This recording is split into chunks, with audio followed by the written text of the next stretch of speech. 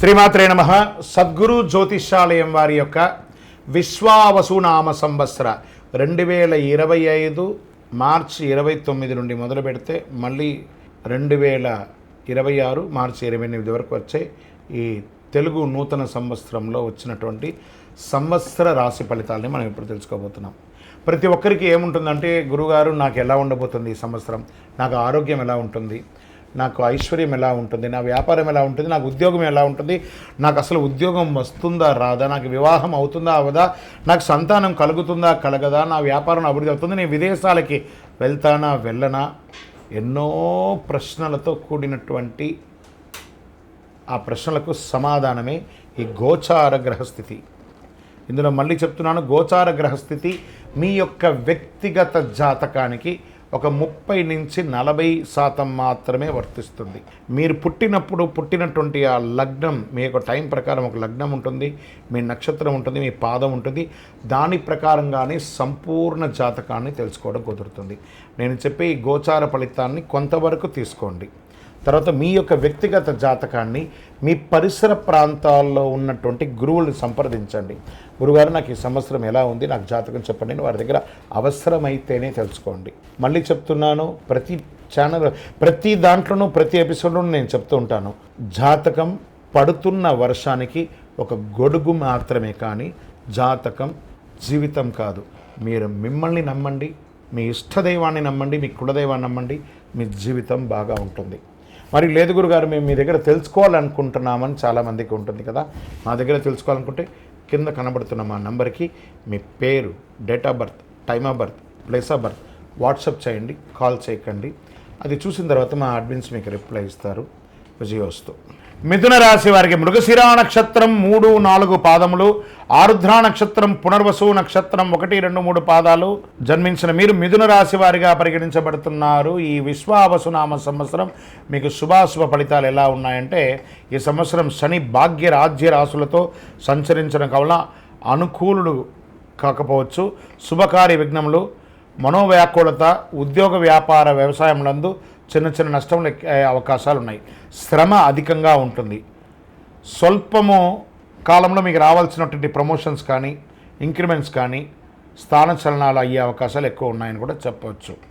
ధన సంపాదన, కీర్తి ప్రతిష్టలు అవి ఆటోమేటిక్గా వచ్చేస్తుంది. సమాజంలో మీ మాటకు విలువ ఉంటుంది. మిగిలిన సమయం అంతయు కూడాను వ్యయ జన్మరాశులు ఎందు సంచరించే ధన వ్యయము, స్థానచలనము కలుగుతుంది. పరిస్థితులు శ్రమకరంగా ఉంటుంది అని కూడా చెప్పవచ్చు. శుభమూలకంగా ధన వ్యయం, రాజానుకూలత లేకపోవడము, కీర్తిహాని కలిగే అవకాశాలున్నాయి. ఆస్తి సంబంధ విచారము, వాణిజ్యాలందరూ వ్యాపారంలో చాలా ఇబ్బందులు కలిగే అవకాశాలు ఉన్నాయి. మ్యానుఫ్యాక్చరింగ్ యూనిట్లో ఉన్న వాళ్ళకి మిశ్రమంగా ఉంటుంది. ఆర్థిక ద్రవ్యలోభం అనేది ఎక్కువ వస్తుందని కూడా చెప్పడం జరుగుతుంది. మీ యొక్క విలువైనటువంటి వస్తువులు కూడా మిస్ప్లేస్ అయ్యే అవకాశాలు కూడా ఉన్నాయి. ఒక శస్త్రచికిత్స ఆరోగ్యపరంగా జరిగే అవకాశాలు ఉన్నాయి. వాహనం నడిపేటప్పుడు జాగ్రత్తగా ఉండండి. విద్యార్థులకి చాలా ప్రోత్సాహకాలంగా ఉంటుందని కూడా చెప్పచ్చు. ఆషాఢ కార్తీకముల యందు కొంత కార్యానుకూలతగా ఉంటుంది. శ్రావణ భాద్రపద మాఘమాసముల యందు చాలా జాగ్రత్తగా ఉండాలి. ప్రత్యేకించి డాక్టర్స్, సర్వీస్ సెక్టార్లో ఉన్న వాళ్ళకి ఇదొక మంచి సమయం అని కూడా చెప్పచ్చు. ఐటీ రంగం, మీడియా రంగం వారికి మిశ్రమ ఫలితంగా చెప్పడం జరుగుతుంది. స్పోర్ట్స్ వాళ్ళకైతే అద్భుతమైనటువంటి సంవత్సరంగా ఈ సంవత్సరాన్ని చెప్పడం జరుగుతుంది. మృగశిరా నక్షత్రం వారికి ఆషాఢ బహుళం నుండి సంవత్సరాంతం వరకు నైదన తార యందు కేతువు సంచరిస్తున్నారు. ఆరుద్ర నక్షత్రం వారికి మార్గ శుక్లం నుండి జన్మతార యందు రాహువు, ఆషాఢ బహుళం నుండి నైదన తార యందు కేతు సంచరిస్తున్నారు. పునర్వసు నక్షత్రం వారికి సంవత్సర ఆరంభం తిరిగి భాద్రపద బహుళం నుండి మాఘ పూర్వార్థం వరకు జన్మతార యందు శని, సంవత్సర ఆరంభం నుండి కార్తీక బహుళం వరకు జన్మతార యందు రాహు సంచరిస్తున్నారు. మొత్తం మీద మీరు ఈ సంవత్సరము మిశ్రమ ఫలితంగా కూడా మీరు చూసుకోవచ్చని కూడా చెప్పడం జరుగుతుంది. స్త్రీలు మీ యొక్క విలువైనటువంటి వస్తువులను కూడా చాలా జాగ్రత్తగా పెట్టుకోవాలి. విద్యార్థులు చాలా జాగ్రత్తగా చదవవలసినటువంటి ఒక సమయం అని కూడా చెప్పచ్చు. మీ యొక్క లక్కీ నెంబర్ 1 మరియు 3 అని కూడా చెప్పుకోవచ్చు. మీ పరిసర ప్రాంతాల్లో ఉన్నటువంటి ఏదైనా అమ్మవారి క్షేత్రానికి వెళ్ళి దర్శనం చేసుకోండి. శుక్రవారాల్లో అక్కడ నిమ్మకాయతో దీపం వెలిగించండి.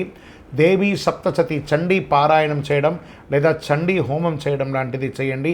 మీ వయస్సు ఎంత ఉందో అన్ని సంఖ్యతో నువ్వుల నూనెతో మీ యొక్క ఇష్టదైవం కులదైవ దేవాలయంలో మీ యొక్క నక్షత్రం రోజు దీపం వెలిగించండి.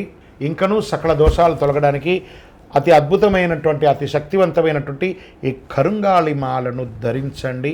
ఆయురారోగ్య ఐశ్వర్య భోగభాగ్యాలతో ఉండండి. విజయోస్తు. ద్వాదశ రాశుల్లో ఉన్నటువంటి మీరు ఆయురారోగ్య ఐశ్వర్య భోగభాగ్యాలతో ఉండాలని అఖిలాండ కోటి బ్రహ్మాండ నాయకుడు శ్రీ ధర్మశాస్త్ర అయ్యప్ప స్వామి వారిని సదా సర్వావసరద్దు మీకోసం మీ క్షేమం కోసం ప్రార్థన చేస్తున్నాం. మీరు తిరుపతికి వచ్చినప్పుడు మన అయ్యప్ప స్వామి వారి 18 అవతారముల దేవాలయం జీవకోన తిరుపతిలో ఉంటుంది. రైల్వే స్టేషన్ నుండి బస్టాండ్ నుండి 3 కిలోమీటర్ల దూరంలో. ఒక్కసారి పుట్టినందుకు ఒక్కసారైనా అందులో అడుగుపెట్టండి. అందులో 27 నక్షత్రాలను కూడా ప్రతిష్ఠ చేయబోతున్నాం త్వరలో. మీరు వచ్చి దర్శనం చేసుకోండి. మీ యొక్క దోషాలన్నీ తొలగి ఆనందంగా ఉండండి. వందే మాతరం, వందే మాతరం, వందే మాతరం. శరణమయ్యప్ప.